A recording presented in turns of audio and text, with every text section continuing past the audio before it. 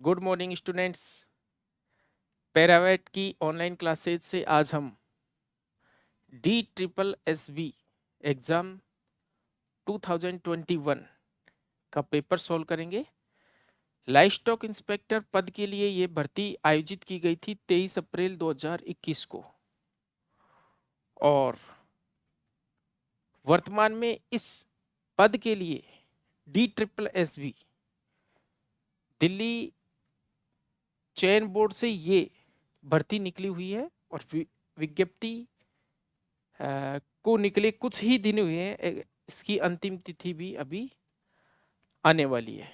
इसलिए जो डिप्लोमा धारी विद्यार्थी जो डिप्लोमा से रिलेटेड एग्जाम्स की तैयारी करते हैं, स्टेट्स की तैयारी करते हैं, एग्जाम सभी की देने की कोशिश करिए। सफलता कभी कभी हम जहां सोचते हैं वहां नहीं मिल करके कहीं और जगह मिल जाती है।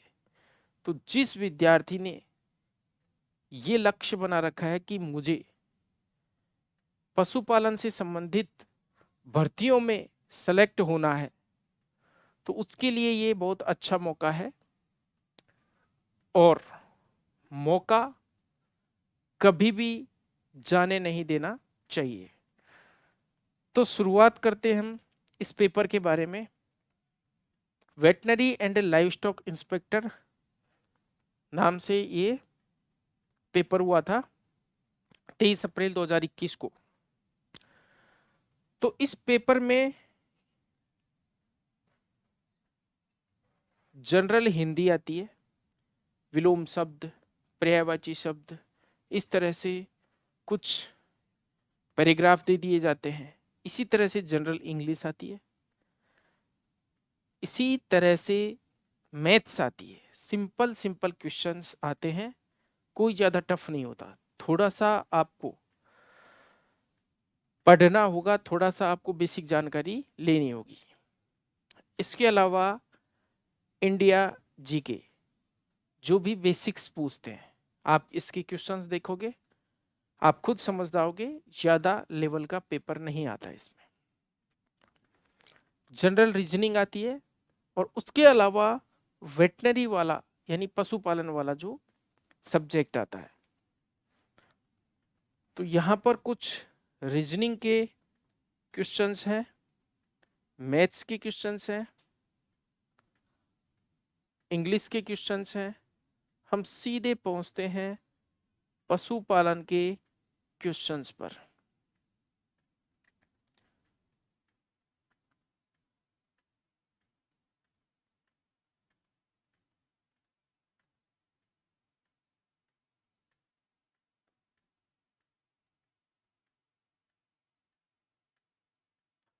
ये मैथ्स काफी इजी पेपर होता है, लेकिन चूंकि ज्यादातर विद्यार्थी डरे हुए होते हैं, उनको नई चीज ट्राई करना बहुत बड़ा लगता है और काफी संघर्ष में दिखता है। ऐसा कुछ होता नहीं है। तो देखिए, वेटनरी के क्वेश्चंस हम शुरू करते हैं।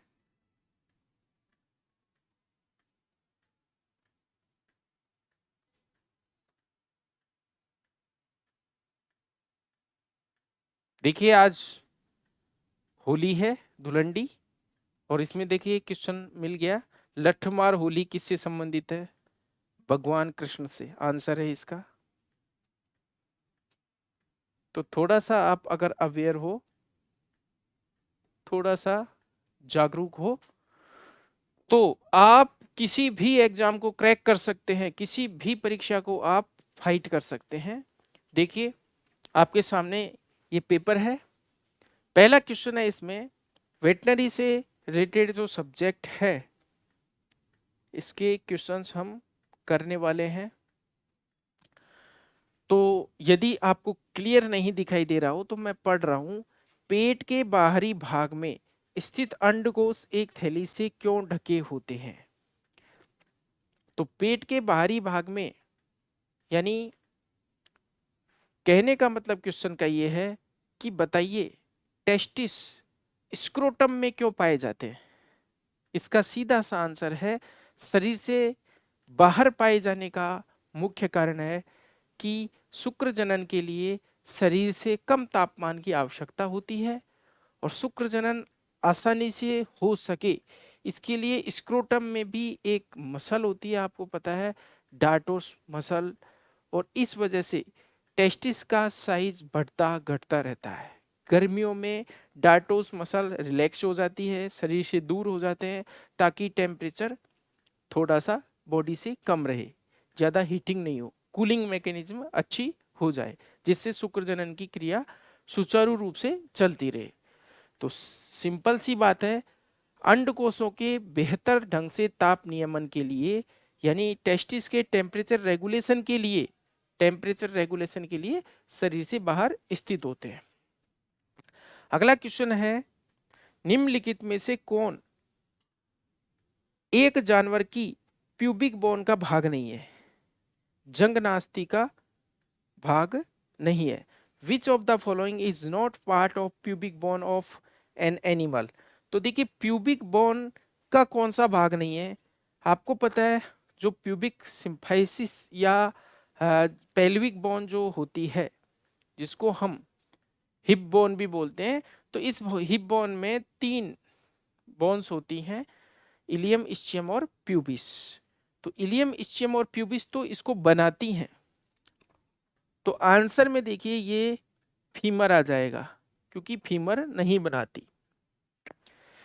सिंपल सा क्वेश्चन है ये। अगला क्वेश्चन, निम्नलिखित में से कौन वक्ष गुहा और उदर गुहा के मध्य एक भित्ति का कार्य करता है? मीन्स वक्षीय गुहा और उदर गुहा को अलग करने का काम कौन करता है?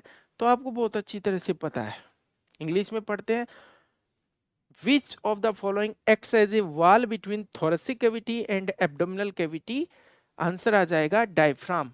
डायफ्राम का खूब अच्छे से पता है, इसको तनुपट बोलते हैं, मध्य पट भी बोलते हैं, और एक झिल्ली नुमा गुंबद आकार का एक पट होता है जो उदर गुहा को वक्षीय गुहा से यानी थोरेसिक कैविटी से एब्डोमिनल कैविटी को सेपरेट करता है। लेकिन इसमें छिद्र भी पाए जाते हैं, इस तरह से इसमें 3 छिद्र पाए जाते हैं। तो इतना डीप में नहीं पूछा, सिंपल सी बात है, ये कक्षा 6 का क्वेश्चन है। अगला क्वेश्चन है, फीमर पर पाई जाने वाली एक स्पेशल बड़ी अनियमित आकार की एक संरचना होती है, उसका क्या नाम है? तो देखिए उसको कहते हैं हम ट्रोकेंटर, शिखरक। ट्रोक्लिया नहीं, पटेला नहीं और स्पाइन नहीं। अगर आप नेगेटिव हिसाब से भी करो तो आंसर सिंपल सा है। अगला क्वेश्चन है, which of the following is longest nerve of an animal body? निम्नलिखित में से पशु शरीर की सबसे लंबी तंत्रिका कौन सी है? तो सबसे लंबी तंत्रिका देखिए इसमें सियाटिक है। तो रेडियल भी नहीं है, मीडियन भी नहीं है, सेफेनस भी नहीं है। सबसे लंबी तंत्रिका, सबसे लंबा लिगामेंट, सबसे मजबूत लिगामेंट, इस तरह के जो क्वेश्चन है, शरीर का सबसे बड़ा अंग, सबसे बड़ी ग्रंथि, इस तरह के जो क्वेश्चन है आपको आने चाहिए। सबसे बड़ी हड्डी, सबसे छोटी हड्डी, सिंपल से हैं, जब हम पढ़ते हैं तो इनको बहुत ज्यादा अच्छे से पढ़ते हैं। अगला क्वेश्चन है, ग्रास नली यानी इसोफेगस, इसको 3 शारीरिक क्षेत्रों में बांटा जाता है, तो कौन सा भाग इसमें नहीं आता है, यानी इस विभाजित क्षेत्र में नहीं आता? द इसोफेगस इज सब divided into 3 parts, anatomical segments. Which of the following is not the part divided segment of esophagus? तो देखिए गर्दन में पाई जाती है इसोफेगस, इसलिए सर्वाइकल भी है, उदर गुहा में और थोरेसिक से होती हुई गुजरती है, तो थोरेसिक पार्ट भी होता है इसका, एब्डोमिनल पार्ट भी होता है और सर्वाइकल भी होता है। यानी पेट में जाकर के ग्रास नाली आमाशय में खत्म हो जाती है, आमाशय में भोजन को पहुंचाने का काम करती है। अब इसमें एक ऑप्शन देखिए प्यूबिक, तो उस एरिया तक, प्यूबिक एरिया तक तो ये जाती ही नहीं है, तो आंसर क्या हो जाएगा इसका, प्यूबिक। अगला क्वेश्चन है which artery provides blood supply to heart, कौन सी धमनी हृदय को ब्लड पहुंचाती है, ब्लड सप्लाई करती है। तो देखिए ऑप्शंस में कोरोनरी, हिपेटिक, सिस्टमिक, सेमिल्यूनर। तो सिंपल सी बात है, कोरोनरी जो आर्टरी होती है, कोरोनरी धमनी होती है, वो हृदय को रक्त आपूर्ति प्रदान करती है। तो आंसर क्या हो गया, कोरोनरी। नेक्स्ट क्वेश्चन है which of the following is largest organ of animal body, निम्नलिखित में से एक जानवर के शरीर का सबसे बड़ा अंग कौन सा है। तो आपको पता है स्किन, त्वचा, अभी हम बात ही कर रहे थे। शरीर की सबसे बड़ी ग्रंथि होती है यकृत, शरीर की सबसे बड़ी अंतःस्रावी ग्रंथि होती है थायराइड, शरीर की सबसे लंबी हड्डी होती है या बड़ी हड्डी होती है फीमर, शरीर की सबसे छोटी हड्डी होती है स्टेपीज या स्टेप्स। इसके अलावा शरीर की सबसे बड़ी नर्व आएगी तंत्रिका, शरीर की सबसे कठोर हड्डी होती है पीटर्स टेम्पोरल। तो इस तरह के क्वेश्चन आपको क्लियर होंगे शायद। नेक्स्ट क्वेश्चन है, अगला प्रश्न है which of the following is synonym of growth hormone, यानी ग्रोथ हार्मोन का पर्यायवाची या उसका दूसरा नाम कौन सा है, वृद्धि हार्मोन का। निम्नलिखित में से वृद्धि हार्मोन का पर्यायवाची कौन सा है तो देखिए ऑप्शन में thyroid, stimulating hormone, prolactin, oxytocin, somatotropic hormone. तो ये तीनों तो है ही नहीं, आंसर हो जाएगा सोमेटोट्रोपिक हार्मोन। चूंकि देखिए सोमेटो शब्द का मतलब होता है, सोमेटो वर्ड का मतलब होता है शारीरिक या कायिक, शारीरिक या कायिक शब्द के लिए सोमेटो शब्द आता है। तो एनाटॉमिकल ग्रोथ या एनाटॉमिकल के लिए सोमेटो होता है, सोमेटोट्रोपिक इसको ट्रॉफिक करने वाला, इसको प्रेरित करने वाला, शारीरिक वृद्धि को प्रेरित करने वाला हार्मोन है ये।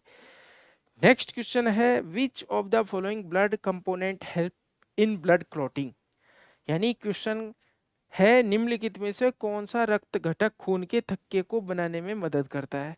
मतलब इनमें से हमें उसे छांटना है जो रक्त का थक्का बनाने में हेल्प करता है। तो देखिए आरबीसी क्या करती है, आरबीसी का काम होता है ऑक्सीजन को ले जाना, क्योंकि आरबीसी के अंदर हीमोग्लोबिन पाया जाता है, वो हीमोग्लोबिन ऑक्सीजन का परिवहन करता है। न्यूट्रोफिल का काम होता है, आपको पता है न्यूट्रोफिल्स एक प्रकार की डब्ल्यूबीसी है जो कि सूक्ष्म जीवों को खाती हैं या उन्हें नष्ट करती हैं, पैथोजेंस को। इओसिनोफिल्स ये भी एक डब्ल्यूबीसी है जो एलर्जी में बढ़ जाती है। और चौथा ऑप्शन है प्लेटलेट्स। तो प्लेटलेट्स या बिंबाणु जब फटते हैं तो थ्रोम्बोप्लास्टिन निकलता है, थ्रोम्बोप्लास्टिन जो है फाइनली धीरे धीरे 3 स्टेप्स में कन्वर्ट होकर के फाइब्रिन बनाता है जिससे रक्त का थक्का बनता है।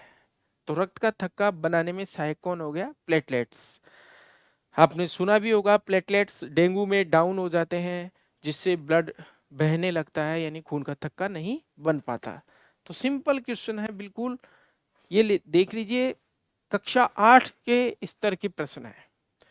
Which of the following is main function of RBC या इरिथ्रोसाइट, आरबीसी का काम पूछा है। टू प्रिवेंट ब्लीडिंग यानी रक्तस्राव को रोकने के लिए, ना इम्प्रूव इम्यूनिटी, इम्यूनिटी में भी कोई रोल नहीं है आरबीसी का। ट्रांसपोर्ट ऑक्सीजन, ऑक्सीजन को ले जाने के लिए, बिल्कुल सही है। हेल्प इन ब्लड क्लॉटिंग, ना। तो आरबीसी का कार्य है ऑक्सीजन का परिवहन करना। तो सिंपल सी बात हो गई है। अगला क्वेश्चन है which condition is known as dyspnoea, यानी हिंदी में भी इसका हम अनुवाद पढ़ें कि किस स्थिति को डिस्पनिया के रूप में जाना जाता है। तो आपने पढ़ा होगा रेस्पिरेटरी सिस्टम में यूपनिया, यूपनिया का मतलब सामान्य श्वसन, डिस्पनिया का मतलब दर्द पूर्वक या कठिनाई वाला श्वसन डिस्पनिया कहलाता है। तो ये वही है, सांस लेने में कठिनाई, ऑप्शन में ये दिया हुआ है, सांस लेने में कठिनाई को क्या कहा जाता है, डिस्पनिया। निगलने में कठिनाई ये कहलाती है डिस्फेजिया। अगला प्रश्न है कि निम्न में से डायफ्राम किसमें नहीं पाया जाता। तो ऑप्शंस में देखिए क्या क्या है, डायफ्राम किसमें नहीं पाया जाता। ऑप्शंस में है जुगाली करने वाले पशुओं में, जुगाली नहीं करने वाले पशुओं में, घोड़ों में और पक्षियों में। देखिए पशु जो मैमल्स होते हैं, स्तनधारी होते हैं, स्तनधारी में डायफ्राम का पाया जाना एक विशेष लक्षण होता है मैमल्स का। शरीर पर बालों का पाया जाना, डायफ्राम का पाया जाना, ये विशेष लक्षण है। पक्षियों की हम बात करते हैं तो पक्षियों में डायफ्राम नहीं पाया जाता है। तो क्वेश्चन बिल्कुल सिंपल है, डायफ्राम किस में नहीं पाया जाता, बर्ड्स में नहीं पाया जाता। रूमिनेंट्स में भी पाया जाता है, नॉन रूमिनेंट्स में भी पाया जाता है, और हॉर्सेज के अंदर भी पाया जाता है। अगला क्वेश्चन है, देखिए सिंपल सी बात है, रक्त का सामान्य पीएच पूछा है। तो सभी को पता है रक्त का सामान्य पीएच 7.4 होता है, चाहे वो इंसान का रक्त हो चाहे वो जानवर का ब्लड या रक्त हो, 7.4 पीएच होती है। अगला क्वेश्चन, निम्नलिखित में से कौन सा पाचन तंत्र के साथ साथ श्वसन तंत्र का सामान्य मार्ग है। अभी आप समझ गए होंगे इसी बात से कि पाचन तंत्र और श्वसन तंत्र यानी डाइजेस्टिव सिस्टम और रेस्पिरेटरी सिस्टम का कॉमन जंक्शन पूछा है। तो फेरिंग्स या ग्रसनी को कॉमन जंक्शन कहा जाता है। अगला क्वेश्चन है, निम्नलिखित में से कौन सा मूत्र का भंडार गृह है। Which of the following is store house of urine. तो यूरिन कहाँ इकट्ठा होता है, भंडार गृह क्या हो गया, मूत्र कहाँ इकट्ठा होता है, मूत्राशय में।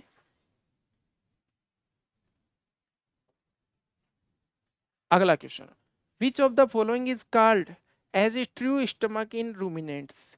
इनमें से ट्रू स्टमक किसको कहते हैं। तो देखिए रूमन, रेटिकुलम, ओमेजम और एबोमेजम। आपको अच्छे से पता है ये ऊपर के जो तीनों हैं ये ग्रास नाल के फूले हुए भाग हैं या ग्रास नाल के डाइवर्टिकुला है। ये एग्रंथिल होते हैं, तो एग्रंथिल होने के कारण इनको फाल्स स्टमक कहा जाता है। जबकि जो चौथा भाग होता है एबोमेजम, इसमें ग्लैंड्स पाई जाती है, ग्रंथियां पाई जाती हैं और ग्रंथियां सीक्रेशन करती हैं, इसी को ट्रू स्टमक कहा जाता है। तो रूमिनेंट्स का ट्रू स्टमक या जुगाली करने वाले पशुओं का असली पेट एबोमेजम को कहा जाता है, आपको पता है ये। अगला क्वेश्चन है, which of the following is largest component compartment of ruminant stomach. इनमें से रूमिनेंट स्टमक का सबसे बड़ा भाग कौन सा है। और आप तो क्या भाग, क्या आपको तो परसेंटेज भी पता होगा। तो आपको पता है रूमन सबसे बड़ा भाग होता है लगभग 80%, और रेटिकुलम लगभग 5% होता है, और ओमिज्म 7 to 8%, एबोमिज्म 7 to 8%। यानी कि आपको पता है रूमन सबसे बड़ा भाग होता है। अगला question, what is the optimum recommended moisture content of silage to be stored and later use as animal feed. यानी साइलेज को स्टोर करने के लिए साइलेज का जो मॉइस्चर कंटेंट है यानी नमी की मात्रा कितनी होती है। सिंपल सी बात है, साइलेज में कितने परसेंट नमी होती है। तो साइलेज में 60 से 70% नमी होती है। ठीक है, अब ये 15 से 20 दे रखा है ऑप्शन में, तो वो आपको पता है हे में होती है। अगला क्वेश्चन है, which of the following is not the basic nutrient. निम्नलिखित में से कौन मूल पोषक तत्व नहीं है। तो देखिए भोजन के मूल तत्व आपको पता होंगे। सबसे पहले भोजन में जल, कार्बोहाइड्रेट, वसा, प्रोटीन, खनिज लवण, विटामिन, ये सब पाए जाते हैं भोजन में, ये मूल कंपोनेंट होते हैं। ऑप्शन में दे रखा है चारा। अरे चारा तो अपने आप में एक फीड ही है, तो ये मूल पोषक तत्व नहीं है। कितना सिंपल पेपर है आप देख सकते हो, फिर भी घबराते हैं बच्चे। निम्नलिखित में से कौन सा युग्म पोषण रोधी घटक के बारे में सही नहीं है? Which of the following pairs is not correct about the anti nutritional factor? तो ऑप्शन में दिया हुआ है सोयाबीन में ऑक्जेलेट पाया जाता है, बिल्कुल गलत है, पहला ही उत्तर आ गया।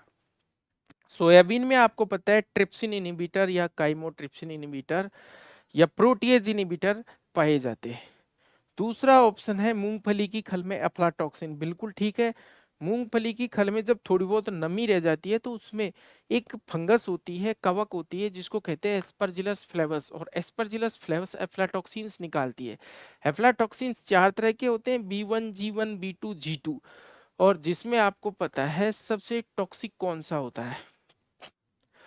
तो ये एफ्लाटॉक्सिन्स किडनी को और लीवर को इफेक्ट करते हैं, जिसमें लीवर को सबसे ज्यादा इफेक्ट करते हैं, लीवर को डैमेज करते हैं ये, तो आपको बहुत अच्छे से पता है। तीसरा ऑप्शन है सुबाबुल में माइमोसिन, बिल्कुल ठीक है। बिनोला में गॉसिपोल होता है, बिल्कुल ठीक है। मतलब ये कौन सा मैच सही नहीं है? ऑक्जेलेट वाला सही नहीं है। ऑक्जेलेट तो किस में पाया जाता है भैया? ऑक्जेलेट तो धान के भूसे में पाया जाता है और मोलासेज में पाया जाता है ऑक्जेलेट, जो ANF है। अगला क्वेश्चन है the deficiency of fluorine leads to, fluorine की कमी से क्या हो जाता है? तो ऑप्शंस में दिया हुआ है डेंटल कैरीज, ब्लाइंड स्टैगर्स, पैराकिरेटोसिस, स्ट्रिंजिवुल। बिल्कुल, डेंटल कैरीज या दांतों में कैविटी बन जाती है, इसीलिए जो टूथपेस्ट होते हैं उनमें थोड़ी मात्रा में फ्लोराइड या फ्लोरीन मिलाया जाता है। कुछ लोगों के फ्लोरीन की अधिकता की समस्या होती है, कुछ लोगों के फ्लोरीन की कमी की समस्या होती है। यदि मनुष्य में समस्या होती है तो उस क्षेत्र के जानवरों में भी समस्या होती है।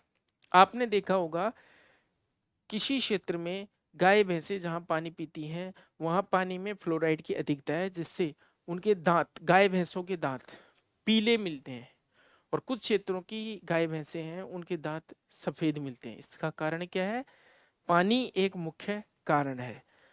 फ्लोरीन की अधिकता से फ्लोरोसिस हो जाता है, फ्लोरोसिस से दांत और हड्डियां सबसे ज्यादा प्रभावित होती हैं, और दांतों में ये फ्लोराइड के साल्ट जमा होने के कारण दांतों का डिस्कलरेशन हमें दिखाई देता है। हड्डियां हमें दिखाई नहीं देती, दांत दिखाई देते हैं। तो वहां के लोगों में, वहां के पशुओं में जो पीलापन दांतों का है देखने को मिलता है, वो फ्लोरीन की अधिकता है। और दांतों के लिए, हड्डियों के लिए कम मात्रा में फ्लोरीन आवश्यक होता है। तो फ्लोरीन और सेलिनियम दो ऐसे तत्व हैं जिनकी कमी भी रोग पैदा करती है, जिनकी अधिकता भी रोग पैदा करती है। यानी होने भी चाहिए और ज्यादा भी नहीं होने चाहिए। तो फ्लोरीन की कमी से क्या होता है? डेंटल कैरीज, दांतों में कैविटी बन जाती है। अगला है ब्लाइंड स्टैगर्स, आपको पता होगा, ये सेलिनियम की अधिकता से होता है। पैराकिरेटोसिस आपको पता है जिंक की वजह से। स्ट्रिंजिबुल आपको पता है कॉपर की वजह से। अगला क्वेश्चन है piglet anaemia occurs due to, यानी सुअर के जो छोटे बच्चे होते हैं उनमें एनीमिया किसकी कमी से होता है? तो देखिए इसमें ऑप्शंस दिए हुए हैं, आयरन की कमी, फास्फोरस की विषाक्तता, कैल्शियम की कमी। अरे भाई, एनीमिया तो आयरन की कमी से ही होता है। अब देखो इसको हिंदी में कैसे लिखा है, बाल सुकर एरक्तता। बाल यानी छोटा बच्चा, सुकर मतलब सुअर का, और एरक्तता मतलब एनीमिया। इसलिए इंग्लिश और हिंदी दोनों ही पढ़ना चाहिए। पिगलेट एनीमिया यहाँ पर लिख दिया इन्होंने, किसके कारण होता है? आयरन की कमी।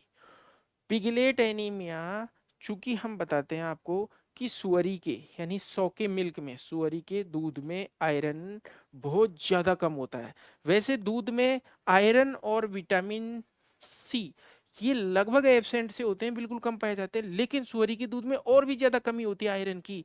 इसलिए सुअरी के थनों पर FeSO4 यानी फेरस सल्फेट और कॉपर सल्फेट का लेप कर दिया जाता है। अब वो जो बच्चे यानी छोटे बच्चे सुअर के जब दूध पीते हैं तो FeSO4 और कॉपर सल्फेट थोड़ा थोड़ा उनके शरीर में चला जाता है, जिससे उनके शरीर में कॉपर और आयरन की पूर्ति होने से, चूंकि आपको पता है हीमोग्लोबिन के संश्लेषण में ये कॉपर उत्प्रेरक का कार्य करता है। वास्तव में हीमोग्लोबिन का जो कंपोनेंट होता है वो तो फेरस फेरस होता है, लोहा होता है, लेकिन उसको सिंथेसिस करने में कॉपर का योगदान होता है। इसलिए कॉपर और फेरस दोनों मिलकर के एनीमिया नहीं होने देते। अगला क्वेश्चन है, how much is adequate concentrate level for the production ration of the जेबू कैटल। जेबू मवेशियों में उत्पादन राशन के लिए पर्याप्त जो कंसंट्रेट है उसका कितना स्तर होता है। तो देखिए 1 किलो कंसंट्रेट 3 किलो दूध पे गलत है, 2 किलो कंसंट्रेट 2.5 किलो दूध पर गलत है, 1 किलो कंसंट्रेट प्रति 2.5 किलो दुग्ध उत्पादन पर तो ये बिल्कुल सही है।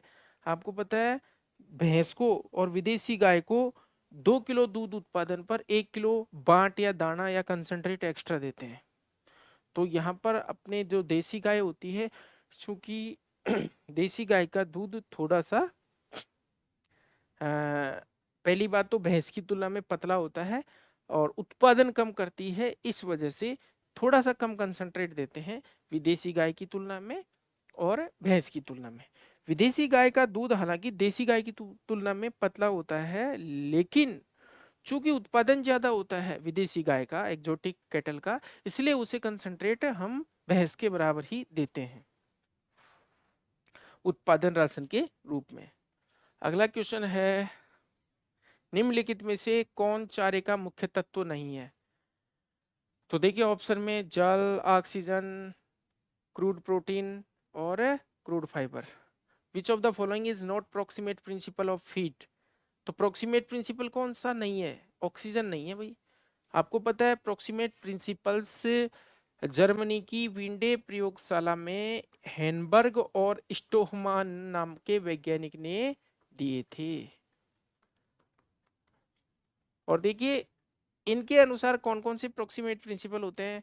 तो देखिए एक तो वाटर होता है, जल के अलावा क्रूड फाइबर होता है, क्रूड प्रोटीन होता है, नाइट्रोजन फ्री एक्सट्रैक्ट होता है, ईथर एक्सट्रैक्ट होता है और एस होता है। ये क्या होते हैं, प्रोक्सीमेट प्रिंसिपल्स होते हैं। तो वाटर, दूसरा क्रूड फाइबर, क्रूड फाइबर का मतलब होता है cellulose, semi cellulose. Crude protein आपको पता है, और NFE यानी जो सोल्यूबल कार्बोहाइड्रेट्स होती हैं वो फैट की मात्रा इथर एक्सट्रैक्ट कहलाती है और खनिजों की मात्रा टोटल एस कहलाती है। तो 6 प्रोक्सीमेट प्रिंसिपल्स होते हैं विंडे के अनुसार। तो कौन सा नहीं है इसमें, ऑक्सीजन नहीं है। अगला क्वेश्चन है, the most essential amino acid necessary for cats. बिल्ली के लिए सबसे ज्यादा जरूरी अमीनो अम्ल कौन सा है। ये टोरिन सबसे ज्यादा जरूरी होता है। इन ये ग्लाइसिन तो किसके लिए जरूरी है, मुर्गी के लिए जरूरी है। लाइसिन किसके लिए जरूरी है, सुअर के लिए जरूरी है। और देखिए ये मिथियोनिन जो है वो भेड़ के लिए जरूरी होता है। आपको पता है 3 सल्फर कंटेनिंग एमिनो एसिड्स होते हैं, सिस्टीन, सिस्टाइन और मिथियोनिन, और ये तीनों ही सीप के लिए जरूरी होते हैं। अब हम बात करते हैं सुअर के लिए, तो लाइसिन है, लेकिन यहाँ क्वेश्चन जो है वो टोरिन का है। तो भेड़ को टोरिन, सॉरी बिल्ली को टोरिन चाहिए। बताइए क्यों चाहिए। क्योंकि टोरिन अगर बिल्ली को नहीं मिलेगा तो उसे उसके आंखों में, उसकी आंखों में FLKS हो जाता है।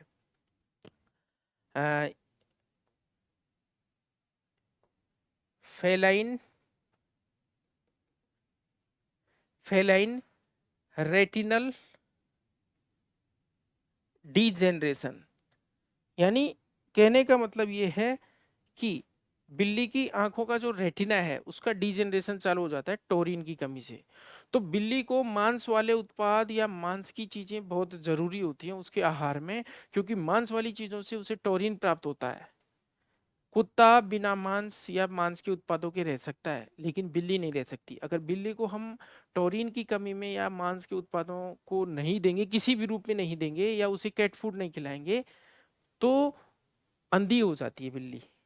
यानी उसके रेटिना का डिजेनरेशन होने लग जाता है। इसलिए क्या है, टोरिन जरूरी होता है बिल्ली के लिए। तो बिल्लियों के लिए सबसे जरूरी या सबसे अनिवार्य अमीनो अम्ल कौन सा हो गया, टोरिन। अगला क्वेश्चन है, कोप्रोफेगी और शूडोरुमिनेशन इज ऑब्जर्व्ड इन। सेमलभोजिता या छद्म जुगाली किसमें देखी जाती है। तो आपको पता होगा खरगोश, खरगोश क्या करता है, अपने मल को पहली बार खाद्य पदार्थ खाता है, उसके द्वारा जो मल प्रोड्यूस होता है उसको खुद ही खा लेता है मॉर्निंग में। जो पतला वाला मल है उसको ये खुद ही साफ कर लेता है। तो खरगोश के सीकम में सेल्यूलोज का पूर्ण पाचन दोबारा वो मल जब गुजरता है उसकी आहार नाल से तब होता है। और इसी को कोप्रोफेगी को, ये सामान्य बात है खरगोश में।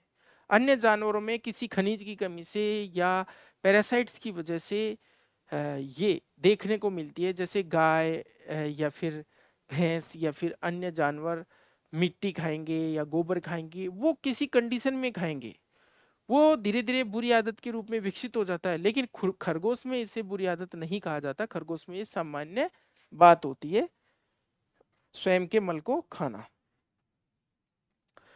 तो कोप्रोफेगी किसमें पाई जाती है, सामान्य रूप से खरगोश में। अगला क्वेश्चन है, which is the scientific name of जेबू कैटल। तो जेबू कैटल का वैज्ञानिक नाम पूछा है। हमारी जो देसी गाय होती है तो उसका नाम होता है बॉस इंडिकस। बॉस टॉरस होती है विदेशी गाय, और देसी गाय का नाम है बॉस इंडिकस, ये देसी गाय है। और बुबिलिस बुबिलिस होता है भैंस का नाम, कपरा हिरकस होता है बकरी का नाम। विच of the following is buffalo breed with the highest fat percentage in milk. यानी कोई भैंस की ब्रीड जिसके दूध में सबसे अधिक वसा होती है, बताओ कौन सी, आपको याद होगा डायरेक्ट, भदावरी। 12 से 14% मिल्क फैट होती है भदावरी के दूध में। उत्तर प्रदेश के आगरा के पास भदावर वाले क्षेत्र में पाई जाती है। ये संकटग्रस्त है और इसे घी का कटोरा भी कहते हैं। लेकिन दूध कम देती है ये भदावरी, कॉपर कलर भी होती है, आपको सब पता है। बताओ ये क्वेश्चन आप नहीं कर सकते क्या। लेकिन जो सतत परिश्रम करता है लगातार, अब कुछ बच्चे विज्ञप्ति को देख करके पढ़ाई करते हैं, जैसे राजस्थान में अभी एलएससी की भर्ती का कोई पता नहीं है, तो कुछ स्टूडेंट्स क्या करेंगे, नहीं राजस्थान में आएगी जब भी पढ़ेंगे हम तो। और कुछ विद्यार्थी जो लगे रहते हैं किसी न किसी भर्ती की तैयारी करने में, अंततः उनको सफलता मिल जाती है। तो 3 महीने तैयारी करने के बजाय आप अपने लक्ष्य को प्राप्त करने तक तैयारी करें, क्योंकि समय गुजरा हुआ वापस नहीं आता है। आप ऑप्शंस के हिसाब से तैयारी करते हैं, इस भर्ती में नहीं तो इसमें, इसमें नहीं तो इसमें, तो पैरेलल ऑप्शंस नहीं रहने चाहिए, होने चाहिए आपके पास। वो वाला सिस्टम नहीं हो कि 3 साल 4 साल बाद आएगी राजस्थान में जब ही दूंगा। तब तक आपकी पारिवारिक परिस्थितियां भी बदल सकती हैं, तब तक हो सकता है आपका मस्तिष्क उस प्रकार से काम नहीं करे, कोई अन्य समस्या आ जाए। तो उन सारी चीज़ों को थोड़ा सा गंभीरता से लेकर के, और जिस भर्ती का फॉर्म या जिस भर्ती की एग्जाम होनी है उसकी उसी की तैयारी आप अच्छे से करें, ताकि कंटिन्यू में आने वाली किसी अन्य भर्ती में या उसी में आपका सिलेक्शन हो जाए। अगला क्वेश्चन है, निम्नलिखित में से भारत में मवेशियों की स्थानीय नस्ल नहीं है, यानी देसी नस्ल कौन सी नहीं है। देखिए, गिर भी है, साहिवाल भी है, रेड सिंधी भी है, जर्सी नहीं है। जर्सी एक्जोटिक है यानी विदेशी नस्ल है। अगला क्वेश्चन है, मुर्गी के अंडे का उस्मायन अवधि पूछा है, incubation period of poultry egg. तो 21 दिन आपको बहुत अच्छे से पता है, यहां तक कि आपको तो बतख का भी पता होगा, 28 दिन होता है। इसके बाद क्वेश्चन है, सेटर और हैचर में मुर्गी के अंडों को उस्मायन की समावधि के बारे में निम्नलिखित में से कौन सा सही है। About the time period of incubation of chicken egg the setter and hatcher which of the following is correct. मतलब सेटर और हैचर के अंदर कितने कितने दिन रखते हैं। तो देखिए, जब चूजा निकलने वाला होता है अंडे में से तो उसको रखते हैं हैचर में, तो उसमें तो रखते हैं 3 दिन, और 18 दिन तक सेटर में रखते हैं। तो ये इंक्यूबेशन का जो उपकरण होता है उसके पार्ट्स होते हैं सेटर और हैचर। तो 18 दिन उस सेटर में और 3 दिन हैचर में इसे रखा जाता है। नेक्स्ट क्वेश्चन है, which chicken breed is famous for meat with medicinal benefit. अरे सिंपल सा प्रश्न है, यानी कौन सी मुर्गी का मांस अपने औषधीय लाभों के लिए या प्रसिद्ध है, मेडिसिनल प्रॉपर्टी के लिए प्रसिद्ध है। आप खूब पढ़ते होंगे, कड़कनाथ मुर्गी मध्य प्रदेश के झाबुआ और धार जिलों की उत्पत्ति की मुर्गी है। इसके मांस का उपयोग मिर्गी में तंत्रिका रोगों में किया जाता है। तो सबको ये बात पता है, कड़कनाथ मुर्गी। अगला क्वेश्चन है, which ovary and oviduct is functional in hen, यानी मुर्गी के अंदर कौन सी अंडवाहिनी और कौन सा अंडाशय क्रियाशील होता है। मुर्गी में कौन सी डिंब ग्रंथि और डिंब वाहिनी क्रियाशील होती है। तो आपको पता होगा, मुर्गी के कुछ पक्षियों के अनुकूलन होते हैं। मुर्गी के सभी पक्षियों में बाईं अंडवाहिनी और बायां अंडाशय ही विकसित होता है। दायां वाला जो पार्ट है बिल्कुल कम डेवलप या अनुपस्थित, मान लो आप, तो अनुपस्थित होता है। जो उड़ने में एक अनुकूलन है, जो उड़ने के लिए एक अनुकूलन है, क्योंकि इन छोटी छोटी चीजों की वजह से मुर्गी का शरीर हल्का होता है या पक्षियों का शरीर हल्का होता है, जो उनके उड़ने में सहायक होता है। जैसे हड्डियां खोखली होती हैं, वायुकोश या एयर सैक्स पाए जाते हैं। इसके अलावा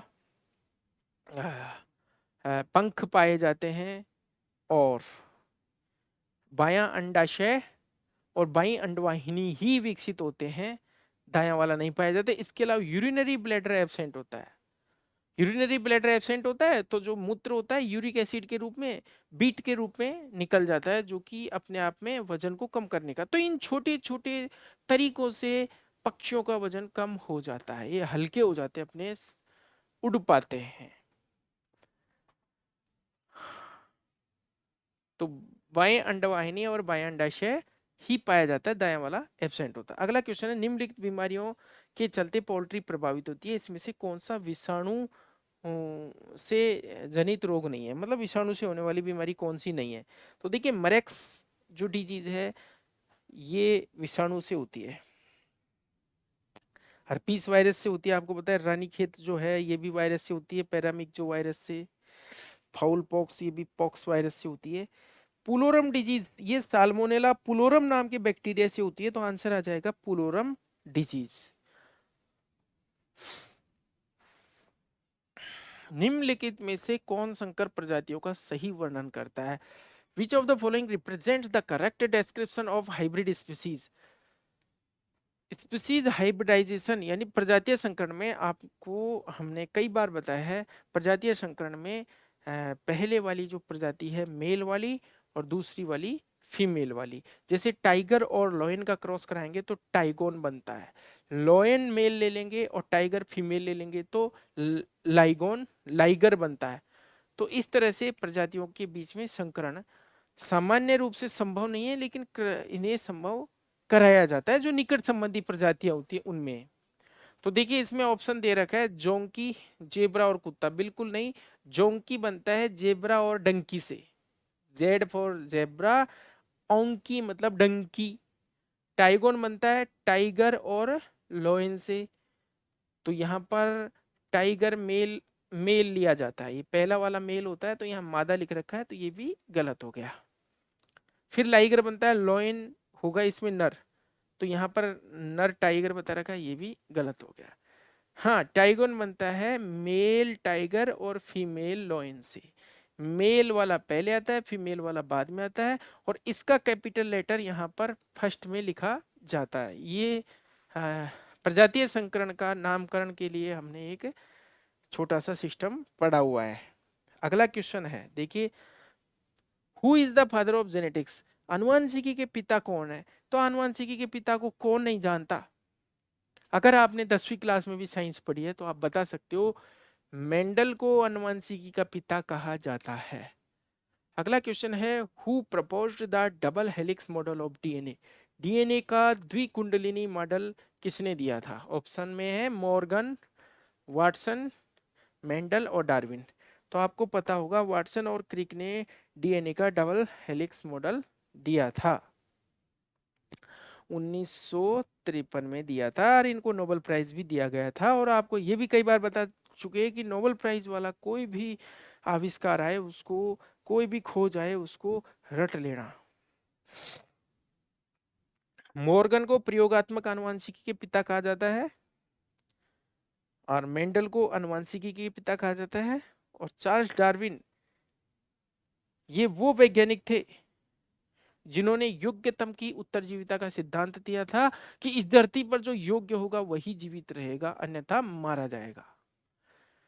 बहुत सारे प्राणी बहुत सारे अंडे देते हैं, बहुत सारे बच्चे देते हैं, लेकिन उनमें से कुछ ही जीवित रह पाते हैं जो संघर्ष कर पाते हैं। तो इस संसार में भी जो संघर्षशील होगा उसी का बोलबाला रहेगा या वही अच्छे से जी पाएगा। अगला क्वेश्चन हम करें आपके सामने, ये रहा, किस वैज्ञानिक ने प्राकृतिक वर्ण का सिद्धांत दिया था? यानी विच ऑफ, इसका English translation, which of the following scientist proposed the theory of natural selection. प्राकृतिक चयन का सिद्धांत किसने दिया था? तो डार्विन ने ही दिया था, चार्ल्स डार्विन ने। तो क्या है प्राकृतिक चयन का? कि प्रकृति अपने आप चयनित कर लेती है, जो योग्यतम होगा उसको चयनित प्रकृति ही कर लेती है। यानी प्रकृति भी कभी कभी विनाश करती है, जैसे भूखमरी फैल गई, भूखमरी में बहुत सारे लोग प्रकृति के द्वारा मारे गए, कोई बीमारी फैल गई, जो योग्य होगा वो जिंदा रह जाएगा। कोरोना में बहुत सारे लोग मरे, जो योग्य था, जिसका शरीर में इम्यूनिटी थी, जिसमें पावर थी, वो जीवित रह गया। तो ये सब प्रकृति भी इस जनसंख्या को या प्राणियों की संख्या को बैलेंस करके रखती है, मेंटेन करके रखती है। ऑटोमेटिक कहीं कोई आपदा आ जाएगी, कहीं भूकंप, कोई बाढ़, इस तरह से बैलेंस बना रहता है।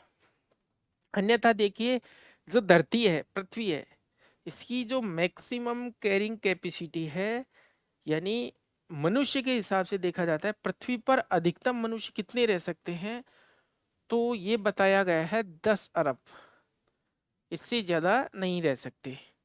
तो 8.5-9 अरब तक पहुंच गए, यानी 10 अरब से ये ऊपर नहीं हो पाएंगे, क्योंकि खाद्य पदार्थों की, कई चीजों की समस्या, लड़ाई, युद्ध, ये सब जो है बैलेंस करते रहेंगे। अगला क्वेश्चन है, व्यक्ति की आनुवंशिक जानकारी का वहन कौन करता है? Which of the following carries the genetic information of A individual. तो किस पर होती है जेनेटिक इंफॉर्मेशन? डीएनए पर होती है भाई। तो डीएनए इसमें आंसर आ जाएगा, डीएनए।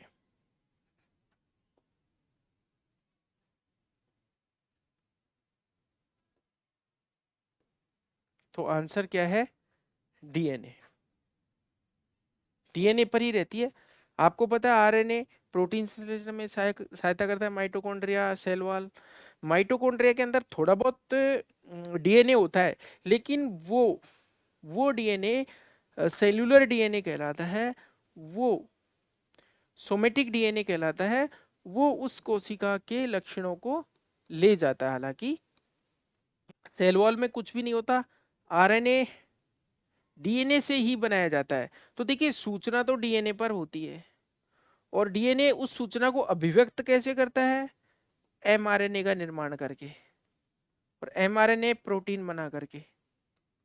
तो ये जो पूरा सिस्टम है सेंट्रल डोगमा कहलाता है, आपको पता है। डीएनए से एमआरएनए का बनना अनुलेखन कहलाता है, एमआरएनए से प्रोटीन का बनना अनुवादन कहलाता है। ये फेमस प्रश्न होते हैं और इन्हीं को घुमा फिरा कर पूछते रहते हैं एग्जाम्स में।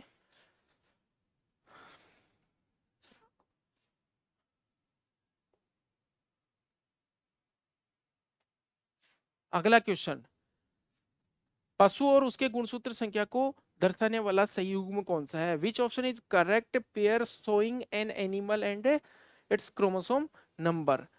अब देखिए, पशु दे रखा है और उसके गुणसूत्र, कैटल में 40 गलत है, कैटल में तो 60 होते हैं। हॉर्स में कितने होते हैं? 62, ये भी गलत है। गोट में कितने होते हैं? 60, ये भी गलत है। सीप में 54, ये सही है। गुणसूत्र की संख्या पूछ ली, बताओ इससे ज्यादा क्या होगा? विच of the following food preservative is commonly used in commercial pet food. यानी जो बाजार में मिलने वाले पालतू पशुओं का जो भोजन होता है उसमें आमतौर पर किस फूड प्रिजर्वेटिव को डाला जाता है, खाद्य परिरक्षी को डाला जाता है? तो सबसे ज्यादा बेंजोइक एसिड डाला जाता है, बेंजोइक एसिड। देखिए सैलिसिलिक एसिड नहीं डालते हैं, बोरिक एसिड भी खाद्य पदार्थों में नहीं डालते हैं, ये मोनोसोडियम ग्लूटामेट डालते हैं, बिल्कुल डालते हैं, मानते हैं। लेकिन आजकल ये प्रतिबंधित है। जो चाइनीज रेस्टोरेंट सिंड्रोम है वो इसी प्रिजर्वेटिव के कारण होता है। एक प्रॉब्लम होती है, एक बीमारी होती है जिसको चाइनीज रेस्टोरेंट सिंड्रोम कहते हैं, Chinese restaurant syndrome. Monosodium glutamate जिससे क्या है खाद्य पदार्थ काफी टेस्टी हो जाते हैं, तो चाइनीज फूड में बहुत ज्यादा पाया जाता है मोनोसोडियम ग्लूटामेट।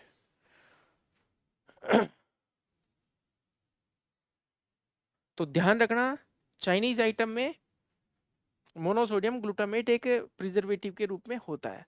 अगला है which of the following is prodrug. Prodrug कौन सा है? फार्माकोलॉजी का एक क्वेश्चन है। Dopamine, ampicillin, prednisolone, enapril. तो आंसर हो जाएगा एनाप्रिल, क्योंकि एनाप्रिल जो है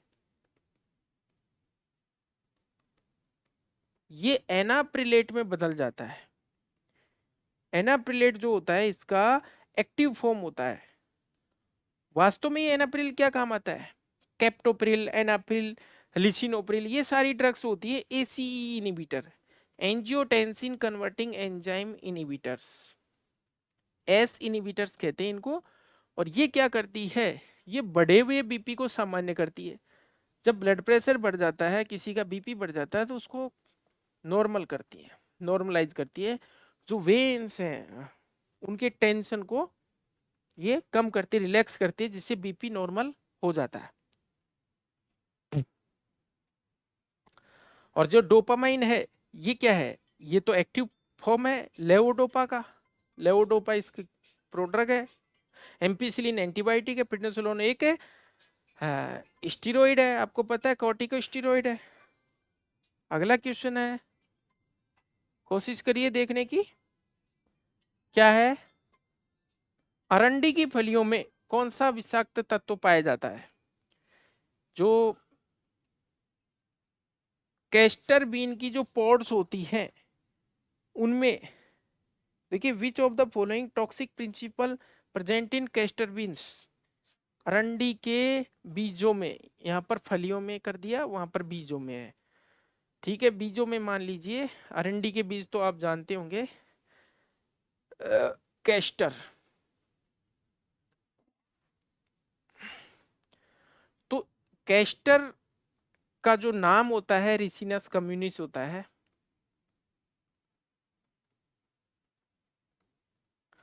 और रिसिनस कम्युनिस से जो टॉक्सिक प्रिंसिपल है उसका नाम दिया गया है रिसिन। तो ऑप्शन में देख लीजिए, रिसिन, रिसिन है क्या? बिल्कुल ठीक है, रिसिन है, रिसिन है। गोसीपोल तो आपको पता है कपास में पाया जाता है। एब्रिन तो पाया जाता है एब्रस प्रिकेटोरियस, एब्रस प्रिकेटोरियस। एब्रस प्रिकेटोरियस क्या है? रत्ती, इसको रत्ती बोलते हैं। जो सुनार लोग हैं इसके बीजों का उपयोग सोना चांदी तोलने में करते थे। तो एब्रस प्रिकेटोरियस एक रत्ती, हम ऐसे कहते हैं ना रत्ती भर, तो रत्ती सुनारों का या जो गोल्ड स्मिथ होता है उनका एक तोलने का एक छोटा सा बीज होता है। और माइमोसिन जो है आपको पता है सुबाबुल में पाया जाता है। तो रिसिन, रिसिनस कम्युनिस में यानी अरंडी में। कैस्टर से आपको अगर ज्यादा डीप में पढ़ते हो तो ध्यान रखना कैस्टर बीन टिक, कैस्टर बीन टिक। अरंडी का जो बीज होता है ऐसी एक टिक भी होती है शरीर पर पाई जाने वाला एक्टोपैरासाइट, एक टिक भी होती है ऐसी कैस्टर बीन टिक।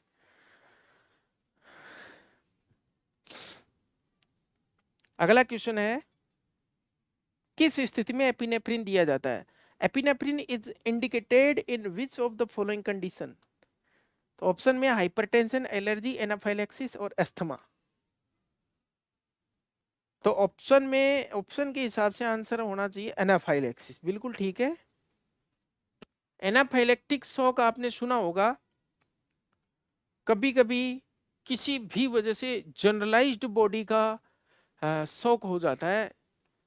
जैसे मान लीजिए किसी ने बी कॉम्प्लेक्स को सब कट लगा दिया, या फिर कोई पशु, उसके कंसंट्रेट में चींटियां पड़ी हुई थी, चींटियां खा गया, तो पूरी बॉडी के अंदर हिस्टामिन रिलीज होता है और अचानक से बीपी लो हो जाता है। एनाफाइलेक्टिक शॉक इसी को बोलते हैं, जनरलाइज्ड एलर्जी बोलते हैं इसको हम।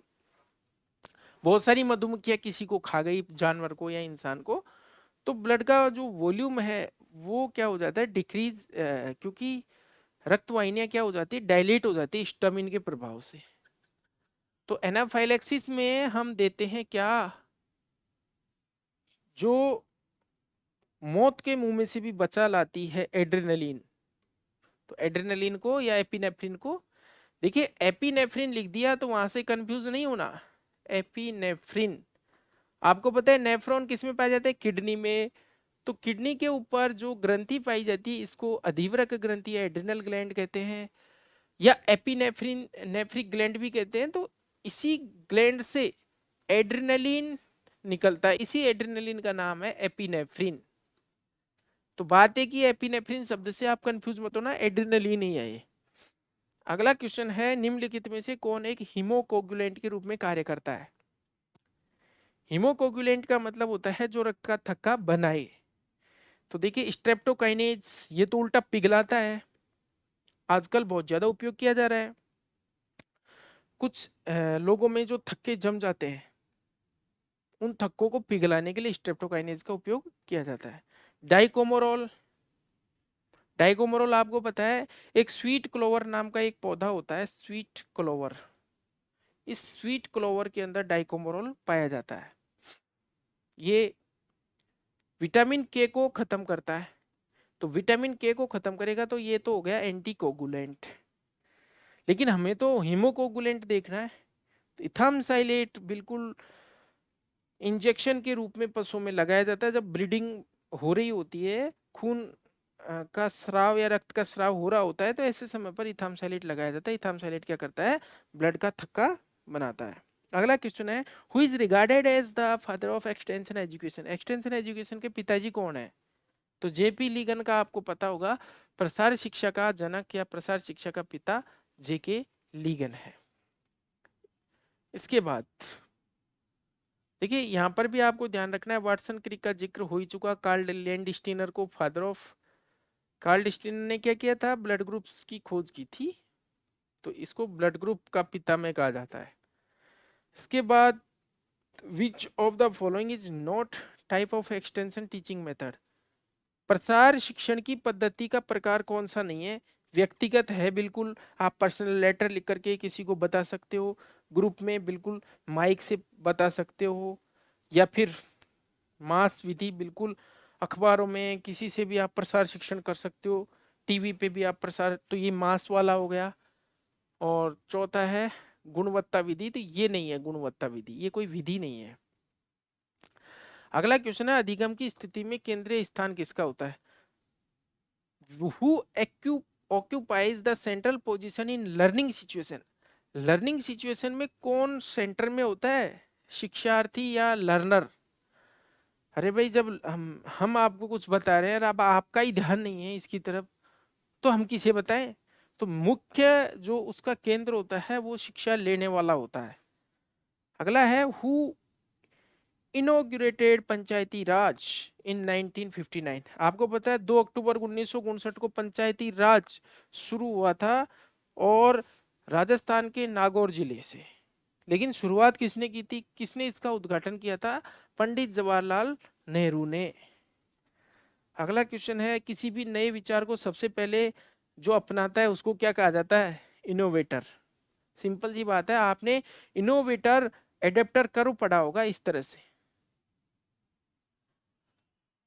है। कुछ एक लोग जो शुरू शुरू में किसी चीज को अपना लेते हैं तुरंत, जैसे मार्केट में कोई फोन आया, नया मोबाइल, जो हम एग्जांपल अक्सर यही देते हैं कि नया आए, बाइक आई, उसको सबसे पहले खरीद के लाए, उसको कहते हैं इनोवेटर।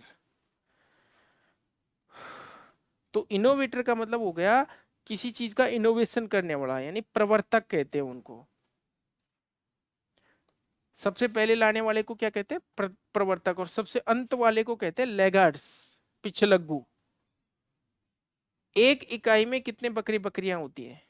तो देखिए बकरियों की यूनिट में, गोट यूनिट में 10 बकरियों पर एक बकरा होता है, जबकि शीप यूनिट का आपको पता होगा 30 भेड़ों पर एक मेंढा होता है। अगला क्वेश्चन है ऑपरेशन फ्लड कब शुरू हुआ था? तो 1970 में।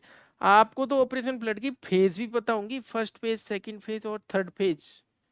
बिल्कुल 1970 से ये 80, 81 से ये 85, ये 85 से ये 96 छिन्नवे, और टोटल 26 साल चला था। 10, 5, इस तरह से 11, टोटल 26 ईयर्स। वर्गीस कुरियन, ये सब पता होगा आपको। ऑपरेशन फ्लड के बाद who is regarded as the father of white revolution? श्वेत क्रांति का जनक किसे कहा जाता है विश्व में? डॉक्टर वर्गीस कुरियन को ही कहा जाता है। आपको पता है MS स्वामीनाथन को तो भारत में हरित क्रांति का कहा जाता है, भारत में green revolution in India. Hiralal Chaudhary ये ब्लू रिवॉल्यूशन, यानी जो मछलियों के पालन से है। और बोरलॉग ये जो है विश्व में हरित क्रांति के जनक है, नॉर्मन बोरलॉग। विपणन का सही अनुक्रम कौन सा है? यानी किसी चीज की आपको मार्केटिंग करनी है तो सबसे पहले आप निर्माता को या मैन्युफैक्चरर से कोई भी चीज आड़तिया तक जाती है, आड़तिया से स्टॉकिस्ट यानी थोक व्यापारी के पास जाती है, फिर रिटेलर के पास जाती है, और फिर कस्टमर के पास जाती है। यानी प्रोड्यूसर, ब्रोकर, होलसेलर, रिटेलर और फिर कस्टमर तक पहुंचती है। तो ये चैनल सबसे सही है। देखिए बाकी भी देखो, अगर आपको ऐसे दिख रहा हो डायरेक्ट आंसर बता दे, तो बाकी में देखो प्रोड्यूसर थोड़ी देगा, रिटेलर थोड़ी होलसेलर को देगा, कस्टमर थोड़ी रिटेलर को देगा। तो आप ऑप्शन से नेगेटिव हिसाब से भी आप काटते हो, तो बड़ा इजी सा है ये। अगला है अपनी संस्कृति को दूसरों से बेहतर मानने की मनुष्य की प्रवृत्ति को क्या कहा जाता है? ये थोड़ा सा सोशियोलॉजी का क्वेश्चन है। तो इसको कहा जाता है इथेनोसेंट्रिज्म, प्रजाति केंद्रिकता, इथेनोसेंट्रिज्म कहा जाता है। ये थोड़ा सा अगर आपको गौर करेंगे, संस्कृति भी नहीं कहते, रीति रिवाज भी नहीं कहते, धर्म भी नहीं कहते, तो इसको क्या है थोड़ा सा ऐसे क्रॉस मेथड से करोगे तो ये आंसर आ जाएगा। किस जानवर में सबसे अधिक ड्रेसिंग परसेंटेज होता है? तो देखिए 50 के आसपास ही तो भेड़ का होता है, 50, 48, 50 वही बकरी का, और इनका भी 50 के आसपास ही होता है। तो सबसे ज्यादा होता है सुअर का।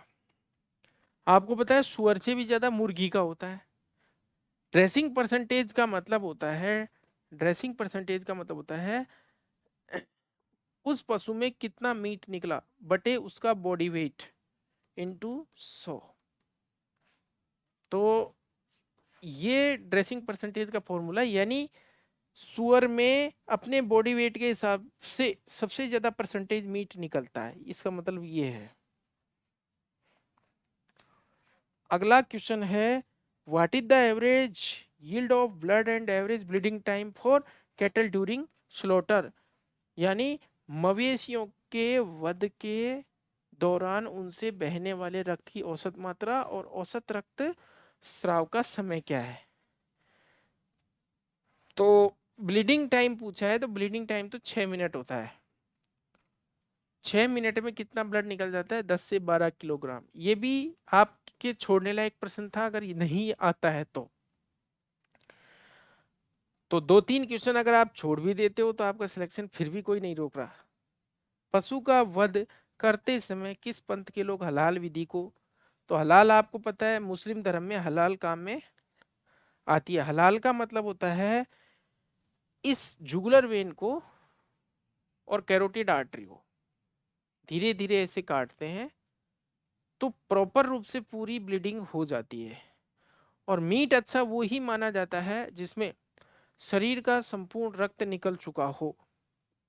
पूरा रक्त निकल जाए तो यानी कि अच्छा मांस है। तो साइंटिफिक दृष्टि से जो हलाल वाली जो मेथड है वो सबसे बेस्ट मानी जाती है। हालांकि उस पशु के लिए कितनी दर्द युक्त, दर्द वाली पोजीशन होती है वो पशु ही जाने। अगला क्वेश्चन है veal is the meat of which of the following. Veal किसका मांस होता है? किस जानवर के मांस को व्हील कहा जाता है? तो बछड़े के मांस को क्या कहा जाता है? व्हील। देखिए हिरण का आपको पता है वेनिसन कहलाता है, और गाय के मांस को बीफ कहते हैं, सुअर के मांस को पोर्क कहते हैं। तो ये व्हील होता है बछड़े के का मांस। अगला क्वेश्चन है in Muslim religion the consumption of is forbidden, यानी मुस्लिम पंथ में किसका सेवन वर्जित है? तो देखिए इसमें चेवॉन, पोर्क, बीफ और व्हील, तो आंसर आ जाएगा पोर्क। सुअर का मांस नहीं खाते भाई मुस्लिम। अगला क्वेश्चन, माता पिता से उनकी संतान में फैलने वाली बीमारियों को क्या कहा जाता है? उपार्जित रोग, वंशानुगत रोग, जन्मजात रोग, प्रतिरक्षा रोग। तो ये हेरिडिटी डिजीज या जेनेटिक डिजीज इनको कहते हैं। उपार्जित रोग किसको कहते हैं? जो जीव अपने जीवन काल में अर्जित करता है उसे उपार्जित रोग कहते हैं। जन्मजात रोग, जब भ्रूणावस्था में, जब वो गर्भ में पल रहा है बच्चा, उस समय जो विकृति या रोग उत्पन्न हो जाता है, जैसे एट्रेसिया एनाई, उसे जन्मजात रोग कहते हैं, जो कि जन्म होते ही दिखाई देता है या जन्म के बाद पता चलता है। प्रतिरक्षा रोग है इम्यूनिटी की डिजीज। तो इसमें आंसर हो गया हेरिडिटी या वंशानुगत रोग। अगला क्वेश्चन है निम्न में से कौन संक्रामक रोग का एक प्रकार है? तो संक्रामक रोग मतलब किसी सूक्ष्म जीव से होगा, तो इनमें तो ये विषाणुजन्य रोग। देखिए डेफिशिएंसी डिजीज किसी तत्व की कमी से होती है, जैसे कैल्शियम की कमी से रिकेट्स, या फिर विटामिन ए की कमी से रतौंधी, आयरन की कमी से एनीमिया, या कॉपर की कमी से स्टीली वूल डिजीज, विल्सन डिजीज, विटिलागो डिजीज, ये सब डेफिशिएंसी डिजीज कहलाती है। मेटाबॉलिक डिजीज आपको पता है उपापचय में गड़बड़ी से होती है, जैसे मिल्क फीवर है, या फिर कीटोसिस है, या फिर हाइपोमैग्नीसीमिया, या मैग्नीशियम टिटेनी, ये सब मेटाबॉलिक डिजीज है। इसके बाद पॉइजनिंग आपको पता है, जैसे आर्सेनिक पॉइजनिंग हो गई, एंड या फिर किसी कीटनाशी को पी लिया जानवर ने, या कोई प्लांट खा लिया जहरीला, ये पॉइजनिंग। वायरल डिजीज जो है ये एक संक्रामक रोग है। किस प्रकार के रोगों की अवधि अत्यंत छोटी होती है? अत्यंत छोटी किसकी होती है भाई? तो पर एक्यूट वाले की सबसे छोटी होती है।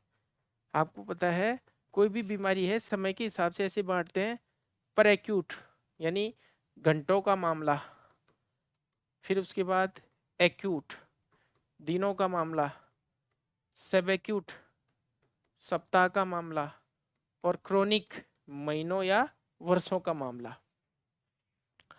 उसके बाद अगला क्वेश्चन है प्रसार क्षेत्र के अनुसार दुनिया भर में फैलने वाली बीमारियों को कहा जाता है। According to area of spread the disease which have world wide distribution are called.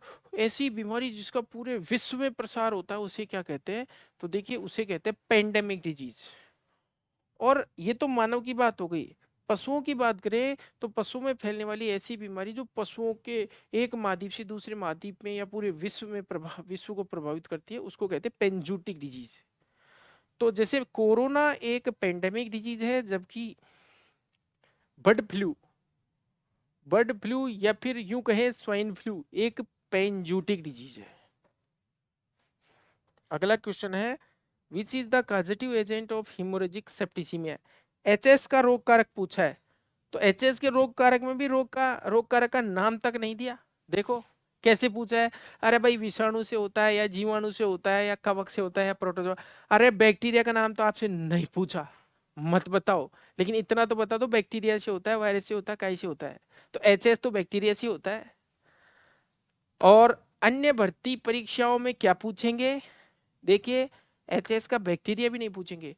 HS का जो बैक्टीरिया जो पास्चुरोला मल्टोसिडा है वो किस टाइप का है, या फिर वो बाइपोलर है कि नहीं है। पास्चुरा मल्टोसिडा को ही पास्चुरोला बोविसेप्टिका कहते हैं। इसका टाइप भी पूछ लिया जाता है। तो इतनी सीधी भर्ती तो शायद आपको देखने को नहीं मिलेगी। निम्नलिखित में से कौन सा गलत है? डायरोफाइलेरिया डायरोफाइलेरियोसिस को हर्टवर्म कहते हैं। बिल्कुल, जो डायरोफाइलेरिया इमिटिस होता है,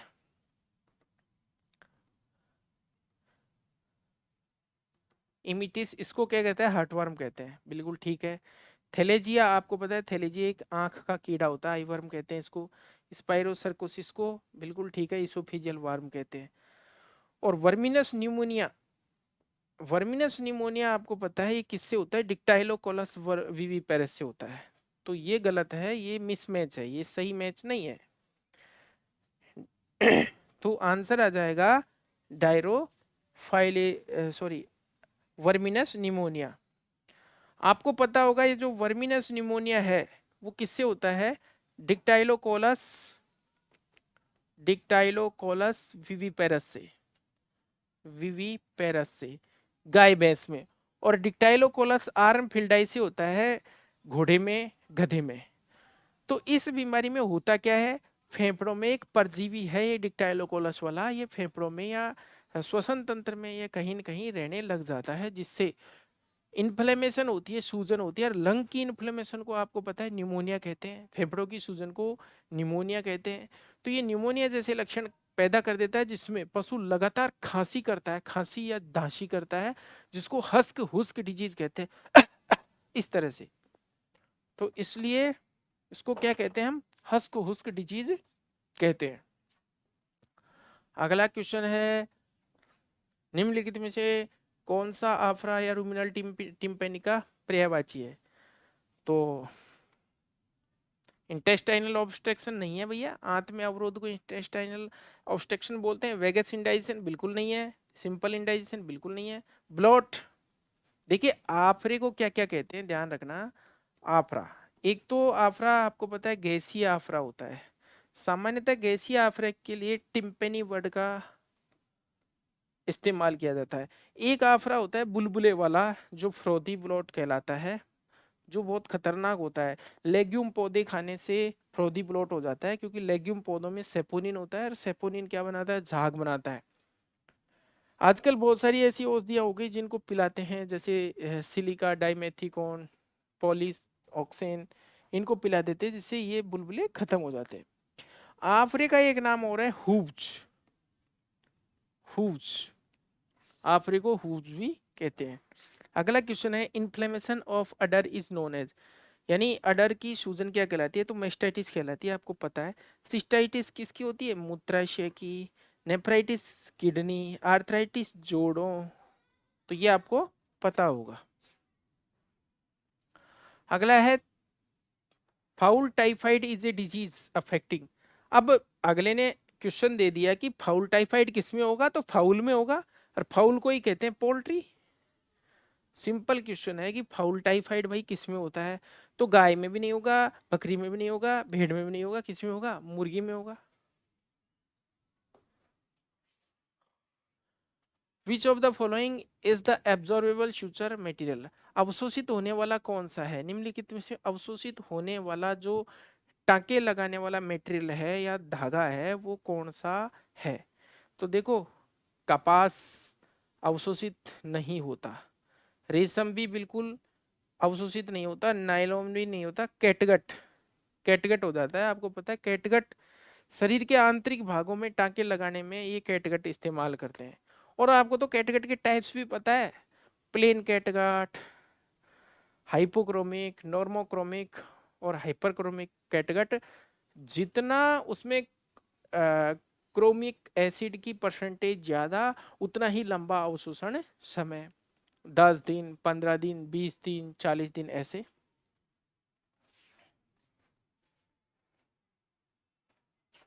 which of the following is non absorbable suture material? ये जो दिए गए हैं इनमें से अवशोषित नहीं होने वाला कौन सा है? तो देखो कैटगट भी अवशोषित होने वाला है, और दूसरा है फेशिया लाटा, फेशिया लाटा भी अवशोषित होने वाला है।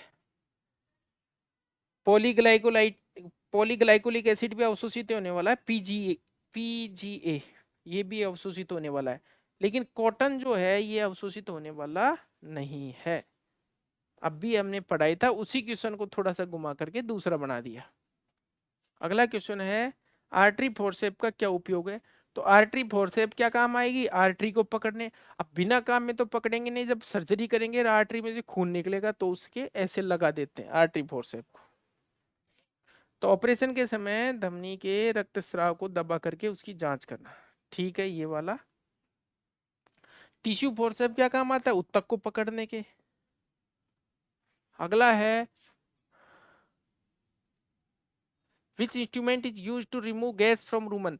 रूमन से गैस निकालने में क्या काम में लेते हैं? ट्रोकार केनुला, खूब अच्छी तरह पता है आपको। बर्डीजो का ही काम आता है बधियाकरण करने में। आर्टरी फोर्सेप आर्टरी को पकड़ने में। स्केलपल क्या काम आता है? चीरा लगाने में। प्रथम आमाशय यानी रूमन से गैस बाहर निकालने के लिए क्या काम में लेते हैं? ट्रोकार केनुला। अगला है find incorrect pair from following. इसमें से इनकरेक्ट पेयर कौन सा है, यानी गलत जोड़ा कौन सा है? तो ऑप्शन देखते हैं हिंदी में। स्केलपल का उपयोग किया जाता है ऊतक के तीक्ष्ण कर्तन के लिए, बिल्कुल ठीक है। स्केलपल से ऐसे चीरा लगाते हैं, ऐसे बिल्कुल शार्प वाला चीरा, तीक्ष्ण कर्तन होता है, शार्प एज वाला। आर्टरी फोर्सेप को काम में लेते हैं धमनी पकड़ने और रक्तस्राव रोकने के लिए, बिल्कुल सही है। टिश्यू फोर्सेप, टिश्यू फोर्सेप को उपयोग करते हैं टिश्यू को पकड़ने के लिए, ना कि काटने के लिए। तो आंसर यही हो गया, टिश्यू को काटने के लिए काम में लेते हैं। और निडल होल्डर को काम में लेते हैं जब टांका लगाते हैं, जब सुई को पकड़ने में निडल होल्डर का उपयोग किया जाता है। अगला क्वेश्चन है निम्न में से किस स्थिति में सिजेरियन सेक्शन का उपयोग किया जाता है? तो सिजेरियन कब किया जाता है? देखिए ऑप्शंस देख लीजिए। डिस्टोकिया में, आफरे में, आंत की रुकावट में और कब्ज में। तो भैया सिजेरियन तो डिस्टोकिया में ही किया जाएगा। सिजेरियन सेक्शन या सी सेक्शन आपको पता है, जब प्रसव आसानी से नहीं हो पाता है तो चीरा लगा करके फ्लैंक रीजन में और बच्चे को सर्जरी द्वारा बाहर निकाला जाता है, इसको कहते हैं सिजेरियन। अगला क्वेश्चन है the study of female reproductive system यानी मादा जनन तंत्र का अध्ययन क्या कहलाता है?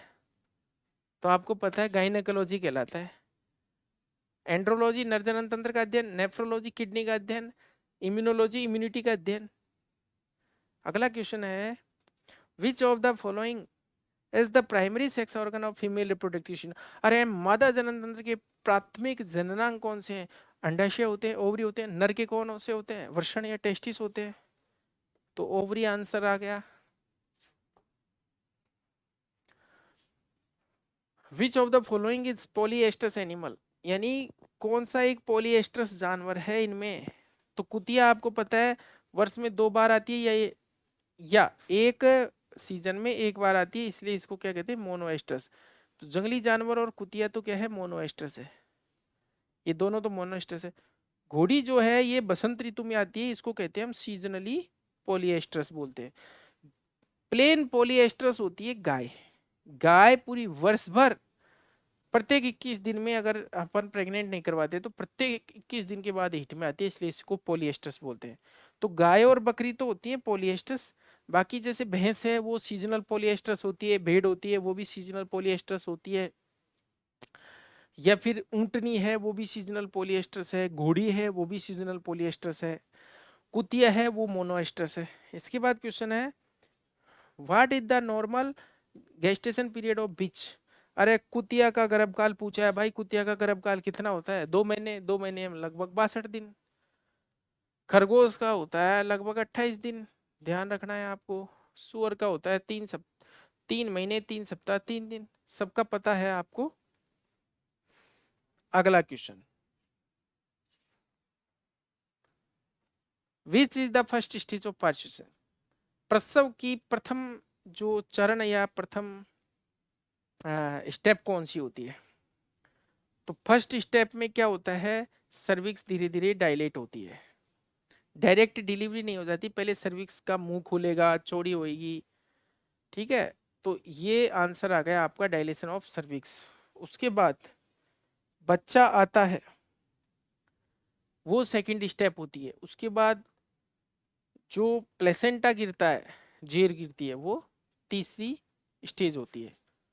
और फिर वापस से जो यूट्रस अपनी सामान्य स्थिति में आता है उसको चौथी स्टेप कहते हैं। तो वो प्रसव की स्टेप नहीं कही जाती, वो इन्वोल्यूशन होता है यूट्रस का। अगला क्वेश्चन है,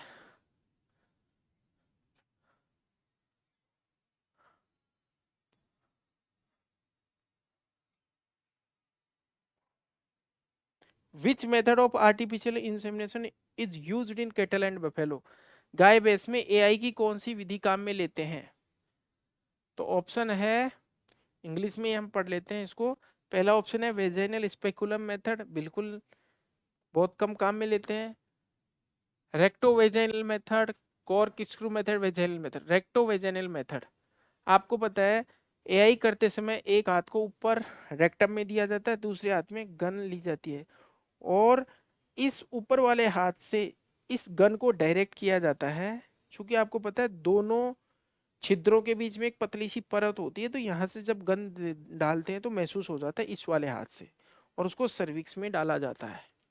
तो इसलिए रेक्टो वेजाइनल मेथड कहते हैं। रेक्टम में हाथ रहता है, वेजाइना में गन रहती है।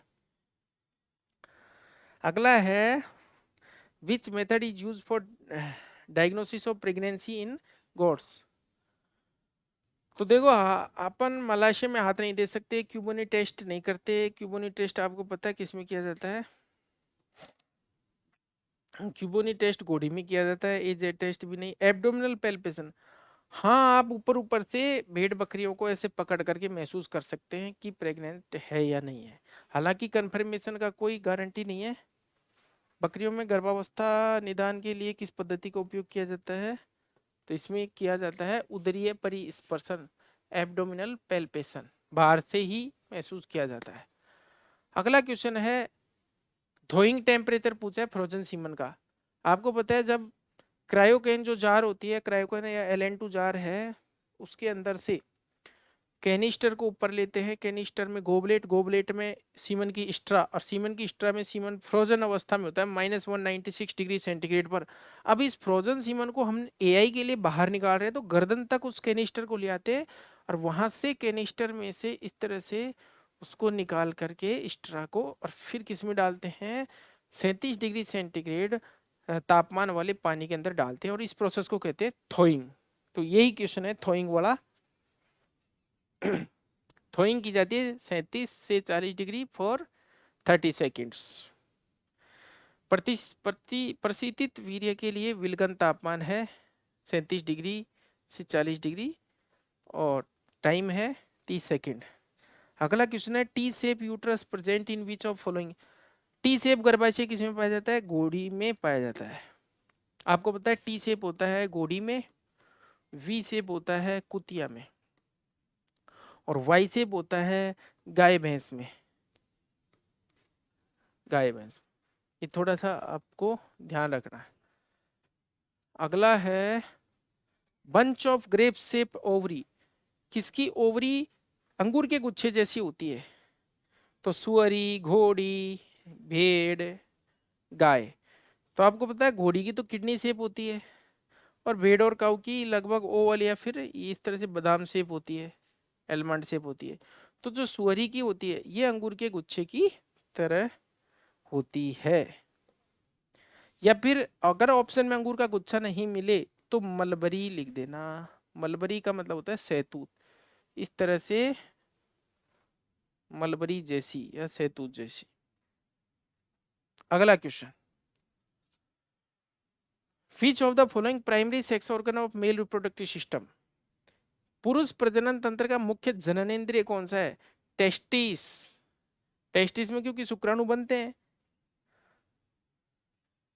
अगला क्वेश्चन है, the bulbo urethral gland in male card. नर में जो बल्बो यूरिथ्रल ग्लैंड है उसको क्या कहा जाता है? काउपर ग्रंथि कहा जाता है। कितने सिंपल क्वेश्चन है कि आप पूछो मत। The study of male reproductive system, नर जनन तंत्र का अध्ययन क्या कहलाता है? एंड्रोलॉजी।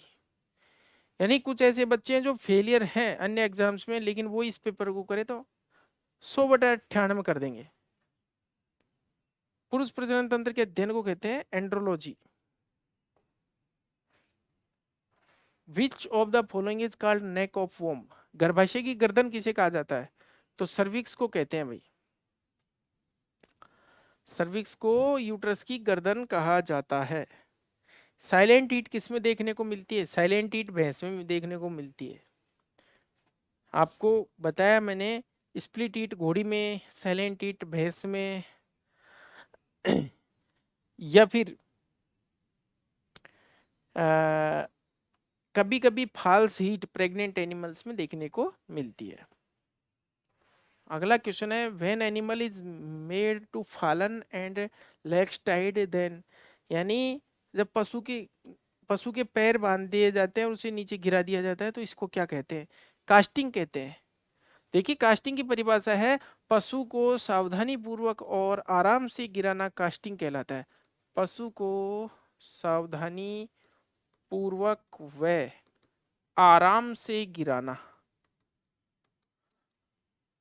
गिराना क्या कहलाता है? कास्टिंग। ताकि उसके लगे नहीं। हमको किसी जानवर को कोई दवाई देनी है, कोई सर्जरी करनी है, हमें उसे अच्छे से गिरा करके वो काम कर सकते हैं, तो हम सावधानी से धीरे से गिराते हैं, तो उसको हम क्या कहते हैं? कास्टिंग। जबकि किसी पशु को किसी औषधि को देने के लिए या फिर कुछ विशेष पशु चिकित्सा कार्य करने के लिए हम उसको कंट्रोल करते हैं, तो उसको कहते हैं रिस्ट्रेनिंग। तो रिस्ट्रेनिंग में खड़े खड़े ही कंट्रोल कर लेते हैं, जबकि कास्टिंग में गिरा देते हैं। अगला क्वेश्चन है, the break in the continuity of bone is called, अस्थि में अविच्छेदिता या भग्नता को क्या कहा जाता है? देखिए, ऑप्शन में है नालव्रण या फिस्टुला, साइनस, घाव, फ्रैक्चर, या फिर कठोर ऊतक की निरंतरता का भंग होना फ्रैक्चर कहलाता है, जबकि कोमल ऊतक की निरंतरता का भंग होना वुंड कहलाता है या घाव कहलाता है। अगला क्वेश्चन है, which time is preferred for the collection of semen, अपन जो सांड से सीमन का कलेक्शन करते हैं वो कब करें? तो सुबह सुबह ही करते हैं। खाना खिलाने से पहले सुबह सुबह के टाइम में क्या किया जाता है? फीड सॉरी सीमन कलेक्शन किया जाता है। अगला क्वेश्चन है, एक दिन में कितनी बार पशुओं का दूध दोहना चाहिए? तो देखिए, दिन में जनरली जो सामान्य रूप से पशु जो दूध देते हैं उनका सुबह और शाम दूध निकाला जाता है, लेकिन बहुत ज्यादा दूध जो जिनका प्रोडक्शन होता है उनका 3 टाइम दूध निकाला जाता है, सुबह, दोपहर और शाम।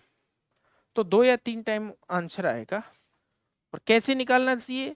एक निश्चित अंतराल के बाद ही निकालना चाहिए, यानी निश्चित अंतराल, एक एक टाइम, जैसे 8 घंटे का गैप दे दिया आपने, उस हिसाब से आपको निकालना चाहिए।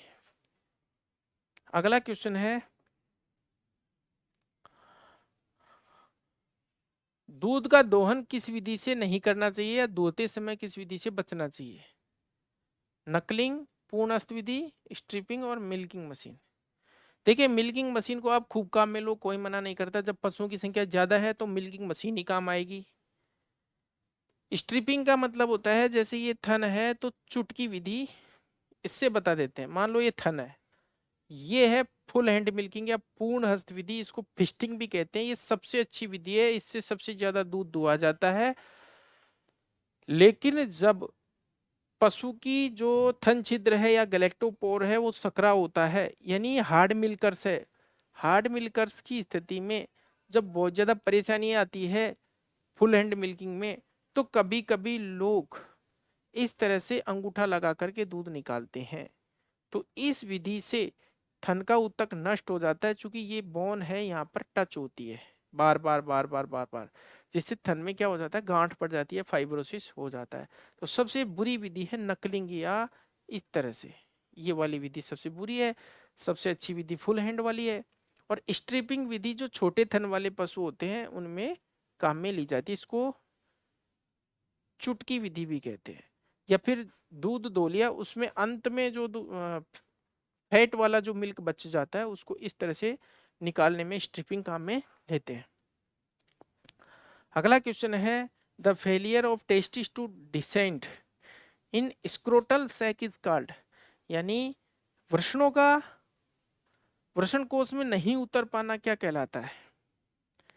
तो उसको कहते हैं अपन क्रिप्टोर्किडिज्म। सिंपल सा बात प्रश्न है। स्क्रोटल हर्निया आपको पता है, इस तरह से ये मान लो टेस्टिस है, टेस्टिस में यहाँ इंग्वाइनल कैनल होती है और यहाँ से स्पर्मेटिक कोड निकलती है और वो टेस्टिस तक जाती है। ये स्क्रोटम हो गया, ये स्क्रोटम के अंदर ये टेस्टिस हो गए। कभी कभी ये उदर गुहा में ही रह जाते हैं। ये टेस्टिस जन्म के तुरंत बाद या जन्म से थोड़ी देर पहले इस उदर गुहा से उतर करके यहाँ आते हैं, जबकि पहले ये खाली रहता है। जब भ्रूण का विकास हो रहा होता है तो ये खाली रहता है, तो जन्म के समय के कुछ समय पहले या कुछ समय बाद में ये उतर करके नीचे आते हैं। कभी कभी ये उतर नहीं पाते, कभी कभी ये उदर गुहा में ही रह जाते हैं, जिसको हम क्रिप्टोऑर्किडिज्म कहते हैं। स्क्रोटल हर्निया क्या होता है, कभी कभी ये जो कैनाल है इंग्वाइनल कैनाल, इसमें से उदर गुहा से आंत का कुछ भाग ऐसे आ जाता है नीचे, इसको स्क्रोटल हर्निया कहते हैं। इम्पोटेंशिया कोंडाई क्या होता है, इम्पोटेंशिया कोंडाई का मतलब होता है मेटिंग नहीं कर पाना, मेटिंग करने में असमर्थता। तो इसके कई कारण हो सकते हैं, कोई पेनिस में दिक्कत हो, रेनबो की तरह हो, मुड़ा उड़ा हो, या फिर प्रिप्यूस जो है उसके अंदर नहीं आता हो, फिमोसिस, पैराफिमोसिस, कई कई कंडीशंस होती है इम्पोटेंशिया कोंडाई की। एक इम्पोटेंशिया जेनेरेंटाई होता है जिसमें शुक्राणुओं में समस्या आ जाती है। फ्री मार्टिन आपने सुना होगा, पालतू पशुओं में जब नर और मादा एक साथ विकसित होते हैं तो नर के हार्मोन्स जो है, जैसे इंटीमुलेरियल हार्मोन जो कि नर से निकलता है, नर के प्रजनन तंत्र से निकलता है, जो मादा जो जुड़वा उसके साथ विकसित हो रही है, उस मादा के जनन अंगों को विकसित होने से रोक देता है, जिससे वो मादा बंदे हो जाती है। इसको क्या कहते हैं, हम फ्री मार्टिन कहते हैं, ऐसी मादा को फ्री मार्टिन कहते हैं। अगला क्वेश्चन है, निम्नलिखित में से कौन कृषि पशु की पहचान का तरीका नहीं है? तो which of the following is not method of identification of farm animal? Farm animal को हम कैसे नहीं याद रख सकते? ईयर टैगिंग, बिल्कुल टैगिंग से याद रख सकते हैं, नोचिंग से याद रख सकते हैं, ईयर नोचिंग, टैटूइंग से याद रख सकते हैं, कलर से याद नहीं रख सकते। अरे उसका रंग कहाँ तक याद रखोगे? मान लो 50 एनिमल है तो 50 का क्या आप कलर याद रख पाओगे क्या? नहीं। तो ये पहचान का तरीका नहीं है। Which is not correct pair representing animal and approximate gestation period? यानी पशु और उसका जो गर्भकाल का मिलान है वो कौन सा सही नहीं है? तो देखिए, गाय का कितना दिन होता है? गाय का आपको पता है 9 महीने 9 दिन मान लो, तो लगभग 270 से ऊपर होता है। ठीक है। भैंस का 310, ये सही है। भेड़ का 145, पिग का 115, नीचे वाले ठीक है। यहाँ पर 300 दिन दे रखा है गाय का, जबकि भैंस का होता है लगभग 300 दिन, तो यही गलत है, यही आंसर हो गया। तो गर्भकाल वाले में ये आंसर हो गया। अगला क्वेश्चन है, which of the following is highest milk producing dairy cattle? सबसे ज्यादा दूध कौन सी गाय देती है? जर्सी, एचएफ, ब्राउन स्विस और आयरशर? एचएफ देती है। अगला, अच्छा, ये एंड हो गए सारे क्वेश्चंस, काफी टाइम हो गया, लेकिन आपने ये देखा कि डीएसएसएसबी के पेपर में कितनी दम है। तो देखिए, जो प्रयास निरंतर करता रहता है वो कहीं न कहीं सफल जरूर होता है। तो ऑल द बेस्ट डीएसएसबी के अभ्यर्थियों के लिए।